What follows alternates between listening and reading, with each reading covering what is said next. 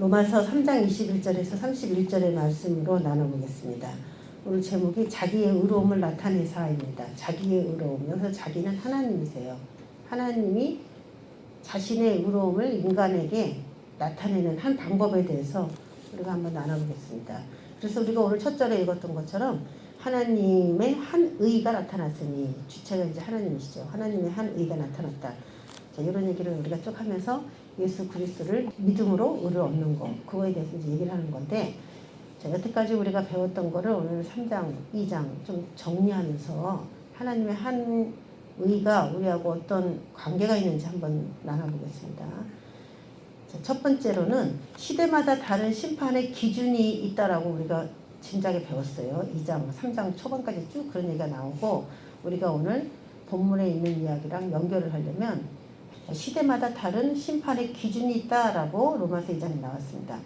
이방인이 그 양심이 증거가 되어 그 생각들이 서로 혹은 고발하며 혹은 변명하여 그 마음에 새긴 율법의 행위를 나타내느니라. 이방인은 어떻게 하나님 앞에 그 사람이 심판을 받냐? 그 양심에 우리가 나쁜 짓 할 때 찔리거든요. 그 양심에 찔리는 것이, 그것이 하나님 앞에 드러남으로 인하여 그 사람은 그 기준으로 심판을 받는다. 그래서 그때를 양심시대라고 합니다. 양심시대. 율법이 오기 전에, 복음이 오기 전에, 법이 없어야지. 그럴 때는 어떻게 그 사람을 심판했느냐? 양심에 의해서. 로마서 3장 19절에 이제 율법이 왔을 때예요. 율법이 말하는 바는 율법 아래 있는 자들에게 말하는 것이니 그랬어요. 율법을 받은 그 사람은 율법의 통제와 율법의 지배를 받는 것이죠. 그렇지만 이방인들은 율법을 안 받았기 때문에 그 양심이 율법에서 말한 것을 했으면 이제 그것이 선한 것이 되는 것이고, 그렇게 되는 것이죠. 자기가 자기 양심에게 증거가 되는 거고, 율법은 율법 아래에 있는 사람들에게 율법에 있는 이야기를 지켰냐 지키지 않았느냐에 따라 그것에 대해 심판 기준이 되겠죠. 그런데 여기서 이렇게 과거에 이렇게 얘기를 하고 그것이 끝나버리면은 이제 굉장히 간단해요. 심판의 기준이 양심 시대는 양심에 따라, 율법 시대는 율법에 따라, 복음 시대는 예수 그리스도의 그 믿었냐 뭐 그런 거 의에 따라, 이렇게 얘기하면 굉장히 쉬운데 그렇게 쉽지 않다는 겁니다. 오늘 로마서 3장 25절에 보면은 이 예수를 하나님이 그의 피로써 믿음으로 말미암는 화목제물로 삼으셨으니, 인간하고 하나님하고는 화목하지 않아요. 얼마나 친하게 잘 지내느냐, 이게 화목인데 하나님하고 인간이 죄 때문에 화목이 깨져버렸어요. 그거는 율법 시대나 양심 시대나 다 마찬가지겠죠. 하나님과 화목할 수가 없는 거예요. 그래서 예수님께서 자신을 십자가에서 죽여줌으로써 화목제물 되셔서 인간이 드디어 하나님하고 그 예수를 믿는 자, 그 십자가에서 화목해지는 거죠. 서로 이제 하늘은 예수님을 향하여, 인간은 예수님을 향하여 중간에서 만나는 다리 같은 역할을 한 거죠. 다리. 서로 다른 생각을 하고 살아가고 있는데 예수로 인하여 생각이 하나가 되고 뜻이 하나가 되고 미래가 하나가 되고, 그럴 때 하나님이 너랑 나랑 잘 맞는다, 이렇게 되는 거죠. 중간 역할을 하는 그런 화목 제물로서의 역할이 예수님인데, 그 중요한 본문은 바로 뒤에요. 이는 하나님께서 길이 참으시는 중에, 이 길이 참으시는 중에는 복음이 오기 전에 인간이 죄를 졌을 때예요. 예수님이 이 땅에 오셔서 십자가를 지시기 전에 인간들이 죄를 막 짓고 있었거든요. 그 중에, 이런 뜻이에요. 그럼 어떤 말이냐면 양심시대와 율법시대, 이 시대예요. 그게 하나님께서 길이 참으시는 중이에요. 전에 지은 죄를 간과하심으로 라는 말이 나오죠. 자기의 의로우심을 나타내려 함이라. 전에 지은 죄를 간과하셨다. 전에 지은 죄는 복음이 오기 전의 시대, 그 전에 지은 모든 죄를 다 간과했다는 거죠. 그러면 저와 여러분에게 대입한다면 우리가 예수 믿기 전에 이스라엘 백성으로서 율법을 먼저 받든지, 아니면 이방인으로서 율법도 안 받든지 그렇게 살았을 거예요. 우리는 다. 우리 율법을 안 받았죠. 이스라엘이 아니니까. 우리는 뭐 양심시대의 이 사람 이방인처럼 그렇게 살았어요. 근데 그때 죄 많이 졌죠. 양심에 걸리는 죄를 많이 졌어요. 근데 예수를 믿기 그 전에 지은 모든 그 죄를 간과하셨다. 이건 뭐냐면 대수롭게 보아 넘겼다, 이런 의미라고 했어요. 대수롭게 보아 넘겼다. 크게 큰 문제로 삼지 않았다는 거예요. 자, 요 얘기가 굉장히 중요해요. 그러면 지금 양심 시대는 양심에 의해서 심판을 받고 율법 시대는 율법에 의해서 심판을 받는데 지금 그들이 지은 죄가 아무리 많더라도 대수롭지 않게 보아 넘겼다라는 얘기가 돼요. 그럼 뭐지? 심판의 기준이 너무 모호해졌다 이렇게 생각이 드는 거예요. 응? 절대적이지 않다는 거죠. 율법 이게 절대적이지 않고 양심 이게 절대적이지 않다 이거거든요. 전에 지은 죄를 대수롭게 여겼다.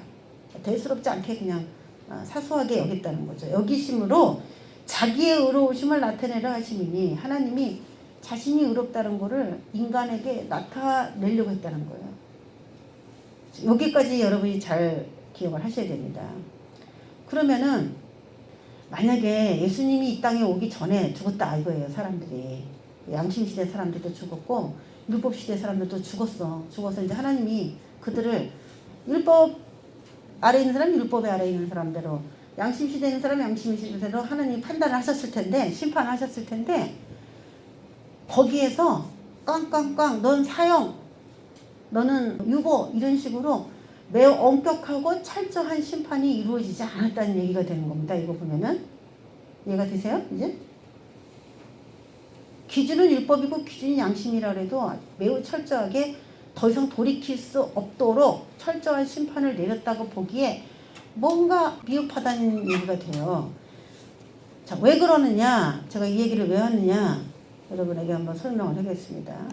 자, 심판의 기준을 성경에서는 오직 예수 그리스도에 대한 믿음이라고 얘기하고 있기 때문에 오늘 우리가 읽은 본문에도 그런 본문이 되게 나와요.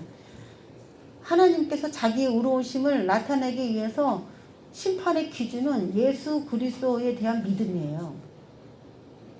그러면 이것이 이제 사람들에게 적용이 돼야 되는 거죠. 그것도 잘 이해해야 되는데 베드로전서 4장 6절에 보면은 죽은 자들에게도 복음이 전파되었으니 예수님이 죽으셔서 십자가에 죽으셔서 죽은 자들에게 내려가셨어요.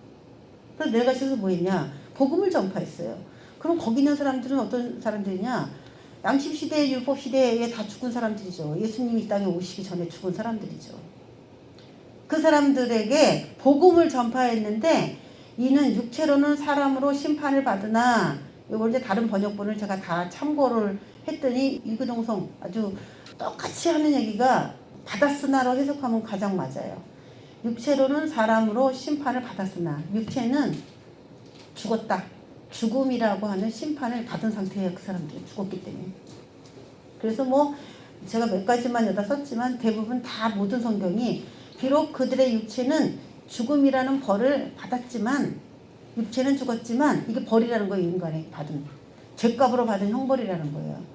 그들은 그런 상태지만 영으로는 하나님을 따라 살게 하려고 그들에게 복음을 전한다는 거예요.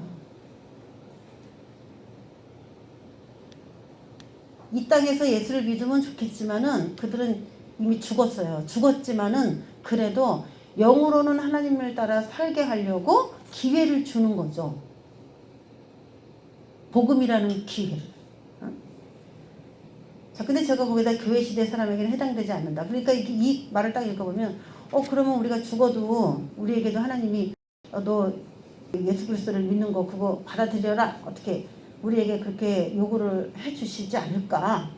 그렇게 생각을 하는데 복음을 이미 듣고 우리가 살아가는 동안에 복음을 이미 알았는데도 불구하고 예수를 믿지 않은 사람들에게는 죽은 다음에 복음을 전파하는 그런 일을 안 하죠, 우리한테.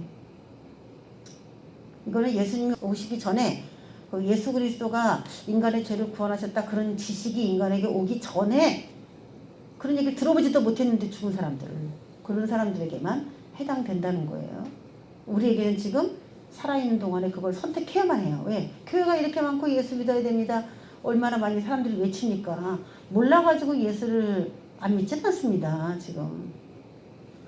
그런 걸로 봤을 때 지금 이 세상을 살아가는 또 대한민국이라는 나라에 살아가는 사람은 다른 말로 어떻게 표현을 바꿀 수가 없어요. 난 못 들어봤어요. 복음이라는 걸 한 번도 못 들어봤어요. 라고 핑계를 댈 수가 없다는 것이죠.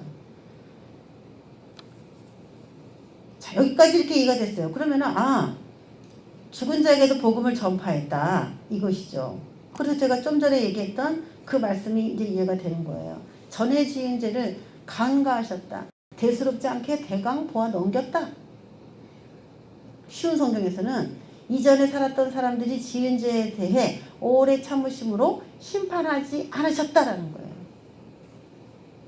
여러분, 이 로마서가 그래서 어려운 거예요. 여태까지는 뭐라 했어요?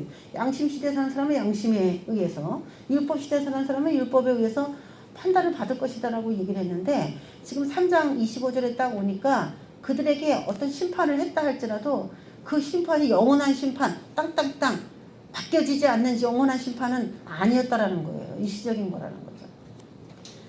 왜? 자기의 의로우심을 나타내려 하심이니, 하나님이 나 의로워.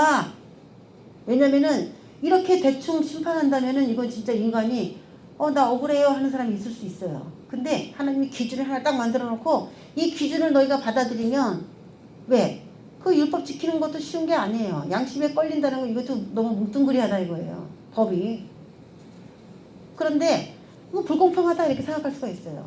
근데 예수 그리스도라고 하는 그분을, 아들을 이 땅에 딱 보내놓고 이 아들을 믿는 자에겐 내가 의롭다고 하겠다라는 굉장히 간단한 법이거든요. 거기에 대해서 인간이 선택을 했느냐 선택하지 않았느냐에 대해서 인간에게 책임을 묻고 심판한다면은 하나님이 의로우시다라는 인정을 받게 된다는 얘기죠. 그래서 21절에 하나님의 한 의가 나타났다는 말이 이렇게 오늘 중요한 거예요. 모든 여태까지 지구가 만들어지고 사람이 많이 죽었고 사람들이 많이 태어났는데 그 태어난 사람들에게 절대적인 법이 나타난 거죠. 절대적인 법.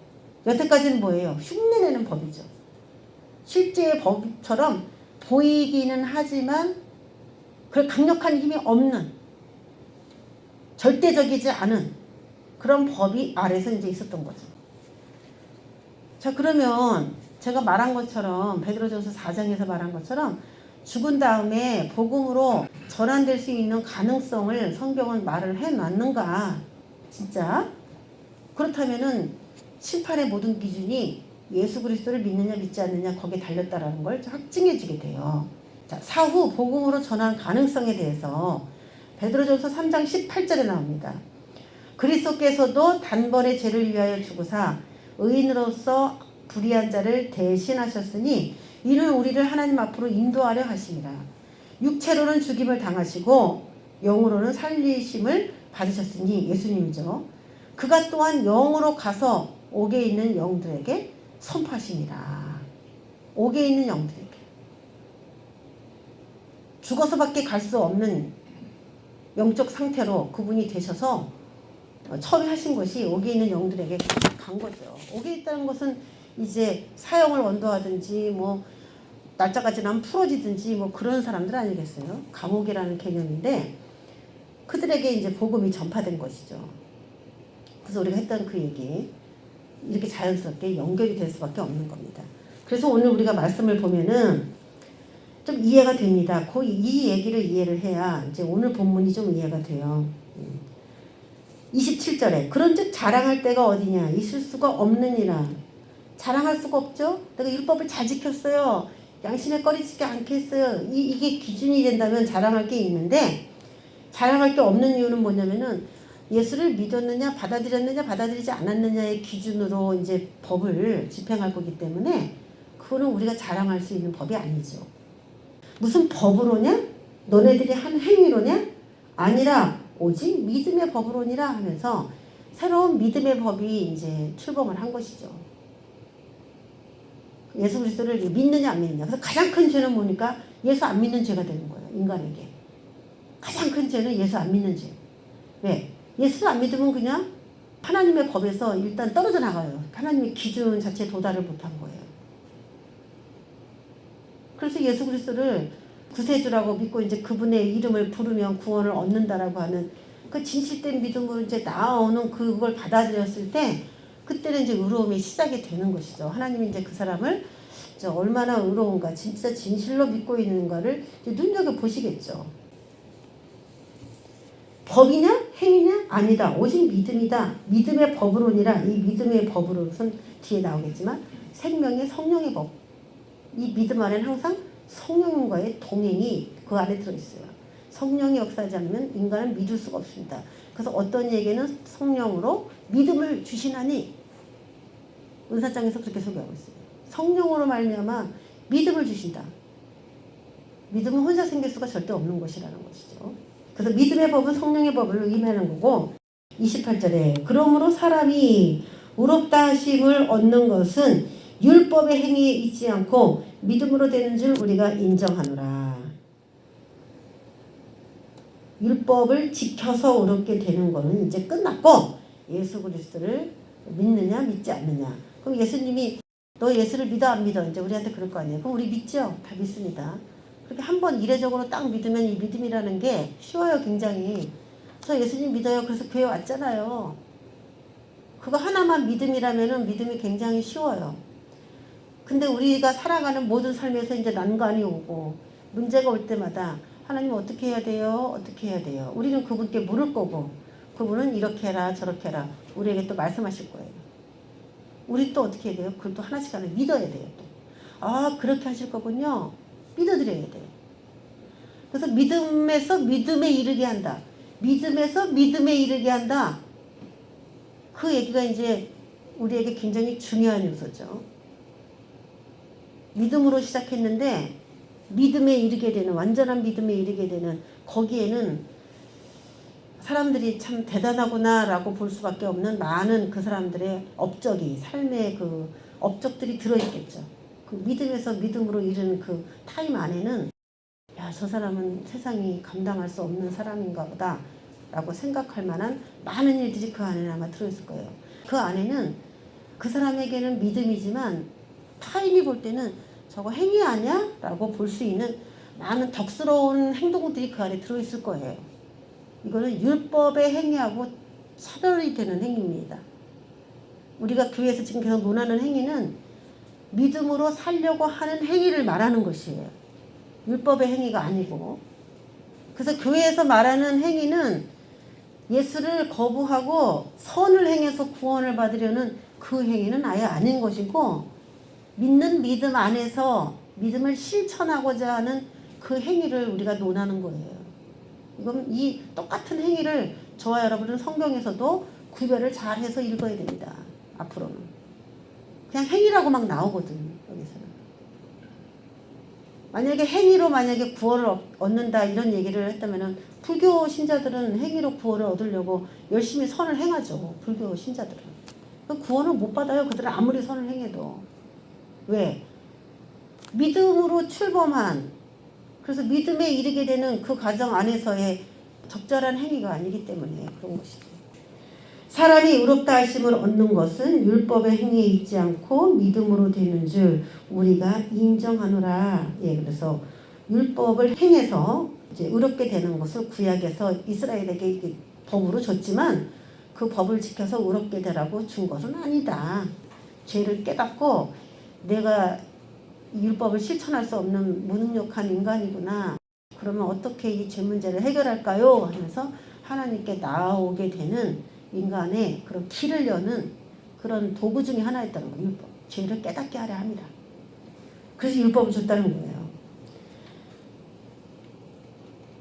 자, 29절에 하나님은 다만 유대인의 하나님이시냐 또한 이방인의 하나님은 아니시냐 진실로 이방인의 하나님도 되시느니라. 이거 뭐냐면 율법으로 의롭게 된다면은 유대인은 의롭다 하심을 받겠지만 이방인들은 어떻게 하냐 이거죠. 그래서 유대인이나 이방인이나 다 의로워지려면 그들에게 하나의 법을 만들어야 된다. 그래서 예수 그리스도의 그게 복음이다라는 거고 할례자도 믿음으로 말미암아 할례 받은 사람 이게 할례자예요. 율법 아래 있는 사람들은 다 할례를 받았습니다. 그 시대에 남자들이 할례자도 믿음으로 말미암아 또한 무할례자도 할례받지 않은 이방인들도 믿음으로 말미암아 의롭다 하신 하나님은 한 분이시다. 그래서 이제 믿음이라는 법이 율법보다 우선한다 이런 얘기를 하고 있는 것이죠. 율법보다 우선한다. 그런즉 우리가 믿음으로 말미암아 율법을 파기하느냐? 그럴 수 없느니라. 도리어 율법을 굳게 세우느니라. 예, 말이 좀 어려우니까 제가 한번 풀어드릴게요. 자, 여태까지 봤던 걸 요약한다면 28절 사람이 의롭다 하심을 얻는 것은 믿음으로 되는 줄 이제 인정을 하자 이거죠. 사람이 하나님 앞에 너 옳구나 이렇게 인정받으려면 어떤 행동이라기보다 믿음. 내가 이 행동을 왜 하느냐? 우리가 이제 똑같은 행동을 해도 그 사람 마음 안에 내가 착한 일을 해서 하나님께 칭찬받아야지 이렇게 행동하고 행위를 하는 사람이 있고, 교회 안에도 또 그 사람이 가지고 있는 어떤 하나님에 대한 믿음 때문에 그 행동이 나오는 그런 사람들도 있다는 거예요. 똑같은 행동을 하더라도. 그걸 자기만 알아요. 딴 사람 몰라요. 왜 그 사람이 그런 행동을 하는가? 믿음에 근거하냐 이 말이에요. 믿음에 근거하느냐. 이건 참 중요한 이야기예요. 그러면 우리가 믿음으로 말미암아 믿음이 왔으니까 율법은 필요 없네. 율법은 안 지켜도 되는 거야. 하면서 율법은 이제 무시해도 되는 것이냐. 이게 교회에서 계속 문제가 되는 얘기거든요. 율법을 안 지켜도 되지. 그런 의문이 생기는 거죠. 그럴 수 없느니라. 도리어 율법을 굳게 세우느니라. 그럼 이게 뭐예요? 믿음을 예수 그리스도를 믿고도 율법을 굳게 세우느니라. 율법을 지킬 필요성이 있다는 거잖아요. 여러분 율법 지켜야 안 지켜요 지금? 돼지고기 먹어요 안 먹어요?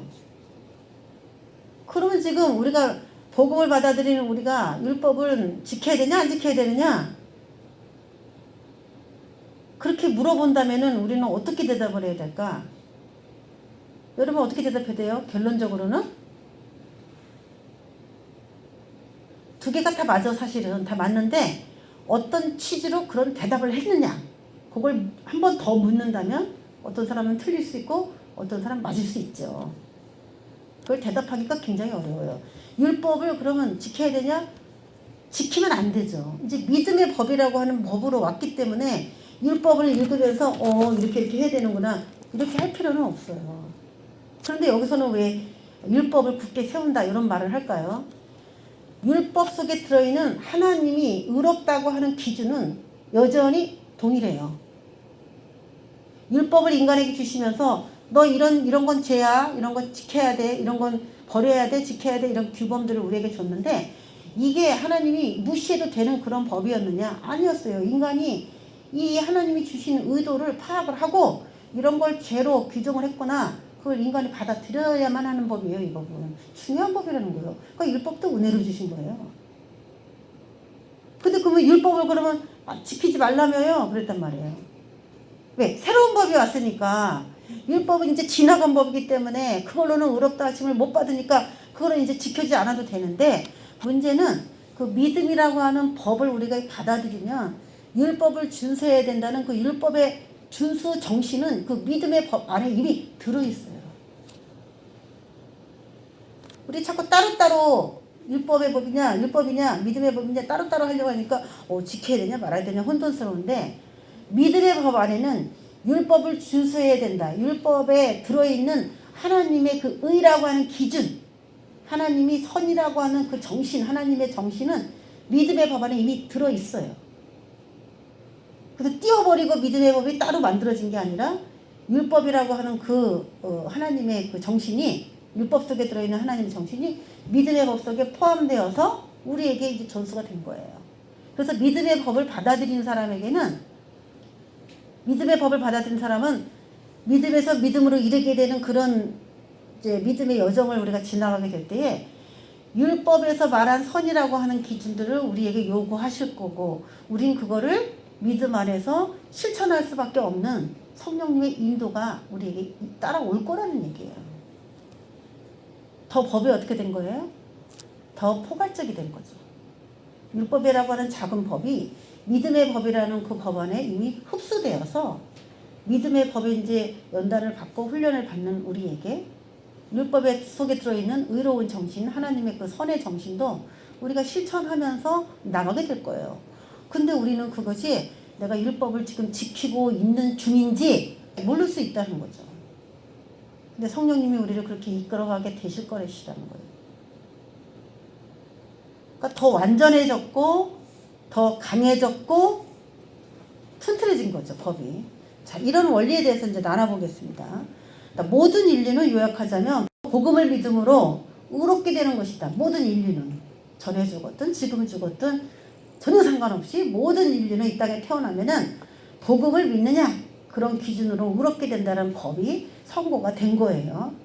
그리고 또 믿음이 성장되는 과정에서도 계속 뭐가 필요하냐? 믿음이 계속 필요해요. 믿음이 성장하면서도 믿음이 계속 필요해요. 믿음이 성장되는 과정에서 성령을 통해 율법의 요구를 자동적으로 인간이 지키게 될 거라는 거죠. 율법의 요구. 율법의 요구가 뭐예요? 하나님 사랑, 이웃 사랑이잖아요.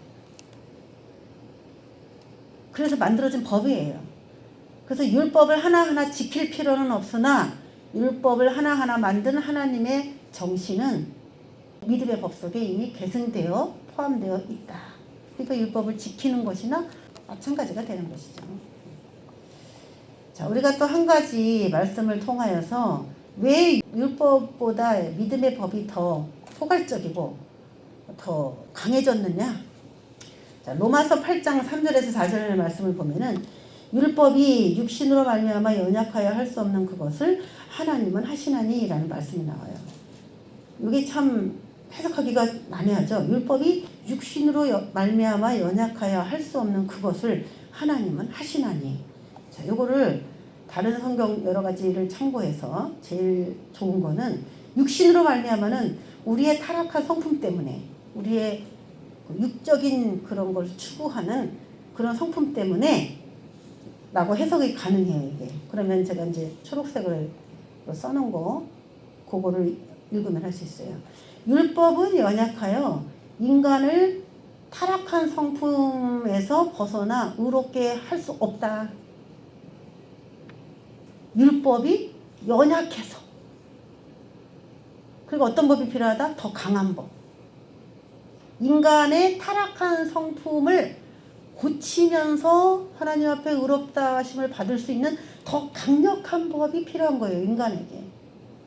율법은 너무 연약하다.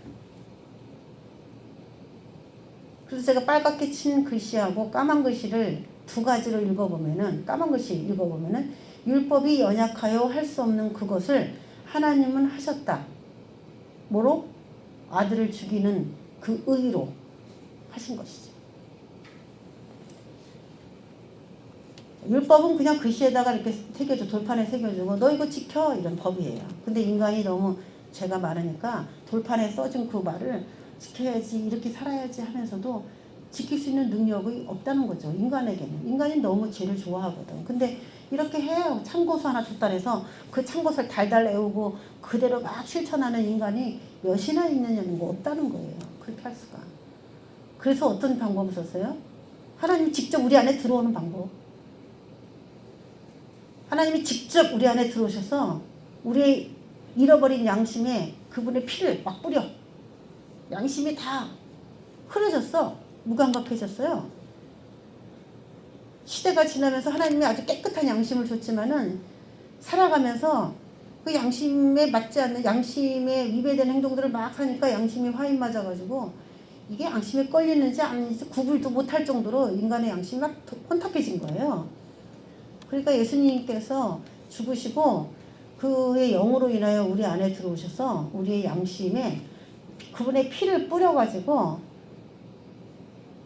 양심에 더 밝아지게 만들어 놓은 거죠. 그러면 성령님이 이끌어 가시는 방법으로 이렇게 법이 바뀌어진 겁니다.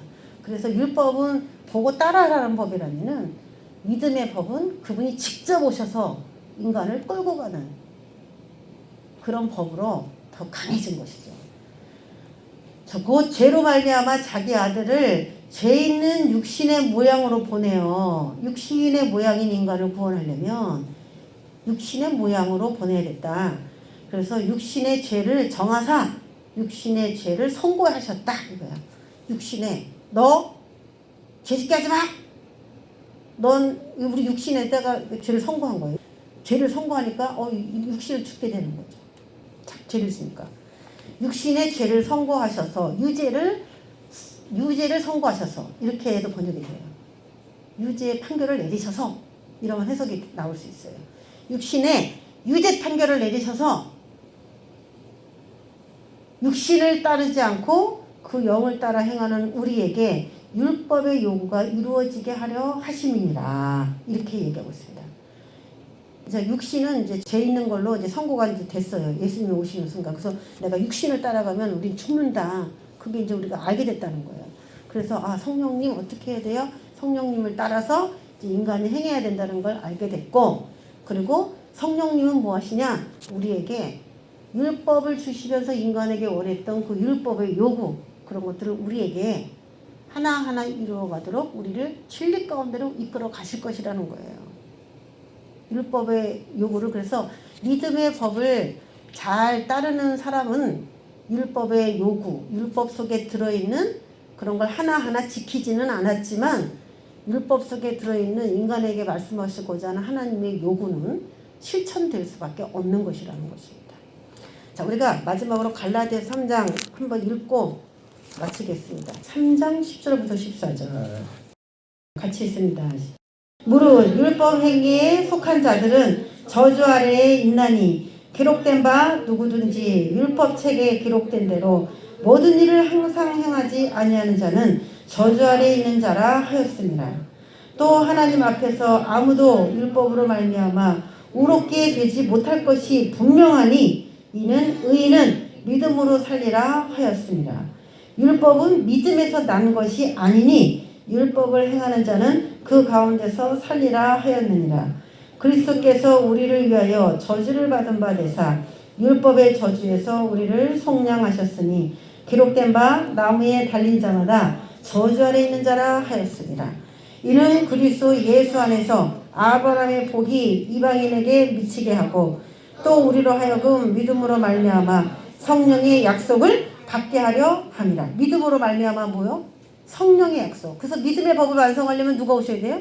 성령님이 오셔야 되고, 성령님께서 아브라함의 복을 인간이 받을 수 있도록 이끌어 가는데, 만약에 율법으로 의롭게 되려고 하면 어떡하냐? 저주 아래에 있는 자다라는 거예요. 율법으로 의롭게 되려고 하는 자는 모든 일을 율법책에 기록된 대로 항상 행하지 아니하는 자는 저주받는다. 그러니까 율법으로는 의롭게 될 사람보다 저주받는 사람이 100%죠. 그래서 율법으로 말미암아 의롭게 되지 못할 것이 분명하니 이는 의인은 믿음으로 말미암아 살리라. 믿음으로 살리라. 율법은 믿음에서 난 것이 아니니 율법을 행하는 자는 그 가운데서 살리라. 믿음은 율법에서 나온 것이겠지만 율법은 믿음에서 나온 게 아니에요. 그래서 예수님께서 왜 저주를 받았냐? 율법의 아래 갇힌 사람들에게 저주를 이렇게 풀어주려면 그분이 저주의 형벌을 받아야 됐다는 거예요. 그래서 율법의 저주에서 있는 것들을 해방시켜서 이제는 믿음의 조상인 아브라함의 복으로 흘러내려갈 수 있게. 그래서 내가 착한 일을 많이 해서 하나님을 기쁘게 하는 것이 아니라 하나님의 뜻을 알고 하나님이 내게 지금 뭘 원하시는지 그분과 교제하는 가운데서 네, 제가 하나님이 그걸 기뻐하신다면 제가 그렇게 할게요 라는 그런 신뢰, 하나님의 말씀을 존중해드리는 그 믿음과 신뢰, 그런 관계 안에서 신앙생활 할 때 저와 여러분 하나님께서 의롭다 하심으로 여겨주신다는 것입니다. 우리가 누구를 좋아하면 그 사람이 원하는 일을 막 하려고 하죠. 그렇지만 할 수가 없어요. 그 사람이 원하는 걸 다 할 수가 없어요. 이것이 바로 뭐냐면 하나님께서 인간에게 율법을 줬지만 그래서 그 율법으로 충성하게 하나님을 섬기려고 하지만 인간이 그게 안 되는 거 똑같은 거예요. 그 사람이 원하는 것만 하려고 해도 안 되는 거예요. 내가 행위로는 안 되는 거예요. 그래서 인간이 그런 죄인인 걸 하나님이 아시고 정말 중요한 한 가지 법을 인간에게 주시면서 쉽게 그와 벌어져 있는 다리 역할을 누군가가 해줄 수 있도록 그렇게 하나님께서 인간에게 배려해 주신 것이 하나님의 한 의, 예수 그리스도를 믿음으로 라고 하는 오늘 이 말씀입니다. 오늘도 우리가 하나님께서 주신 각가지의 말씀들이 있습니다. 그 말씀들이 놓쳐지고 있거나 안 믿어지거나 그 말씀에 대한 의심과 회의가 자꾸 드는 그런 일들이 있다면 다시 그 믿음을 붙잡고 그 말씀을 다시 붙잡고 믿음이 하나님을 기쁘게 한다. 그 사실을 기억하고 오늘 믿음으로 기도하는 저와 여러분 되시기를 주의 이름으로 축원합니다. 기도하겠습니다. 하나님 아버지 감사합니다. 인간을 저주 가운데서 해결해 주시기 위해서 자신의 아들을 인간을 위해서 죽이셨는데도 아버지 여전히 인간은 하나님의 이름을 기쁘게 하기 위해서 무엇인가를 해야 된다라고만 생각하고 있습니다. 우리는 그냥 믿는 것입니다. 하나님을 믿음으로 인정해 드리는 것입니다. 하나님께서 토해내신 그 말씀을 이루실 거라고 믿는 그 믿음, 그 단순한 믿음을 가진 자를 찾고 있습니다. 아버지 잃어버린 믿음, 놓쳐버린 믿음이 있으면 다시 그 말씀 붙잡습니다.